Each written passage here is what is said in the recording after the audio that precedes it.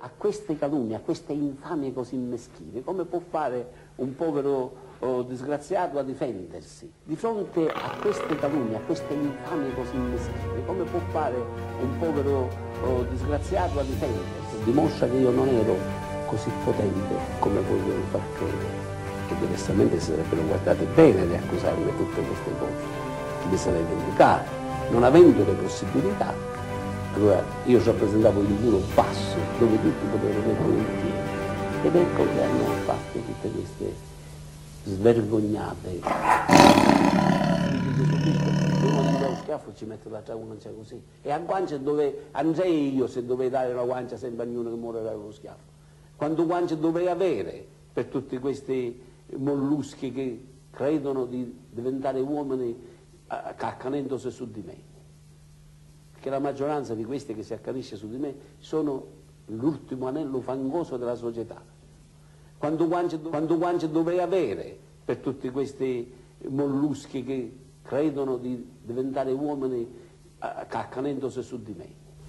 Ma lei di qualche peccatuzzo si riconosce colpevole? Ma io non ho mai detto di essere un santo, sarebbe assurdo pensare che sia un santo.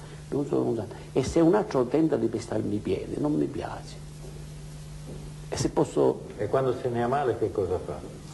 Niente, non mi piace, gli dico di smetterla, che non l'accetto questo discorso. E se non smette? E se non smette gli pisto su, è normale. O che dice, facciamo fatta, lei che fa? Quello che dice Gesù Cristo, se uno gli dà uno schiaffo ci mette la guancia così. E a guancia dove andrei io se dovevo dare una guancia sempre a ognuno che muore da uno schiaffo? Quando guancia dovrei avere per tutti questi molluschi che credono di diventare uomini accanendosi su di me? Perché la maggioranza di questi che si accanisce su di me sono l'ultimo anello fangoso della società, molluschi.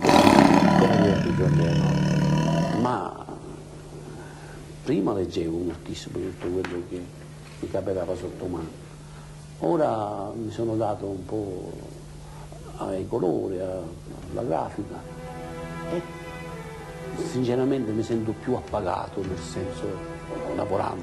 Solo che c'è questo contrasto che non me le fanno uscire, cercano di impedirmi anche questa piccola soddisfazione, che io volentieri cerco di fare qualcosa che mi beva al pensiero che possa dare un momento di felicità a qualcuno che vede i miei quadri come lei, allora per un momento dice sono belli, questo crea un momento di attenzione, di distensione sociale, che nel volume di molte persone che potrebbero vederli, a me dà una soddisfazione di avere contribuito a calmare e non che fa, quello che dice Gesù Cristo, se uno gli dà uno schiaffo ci mette la guancia.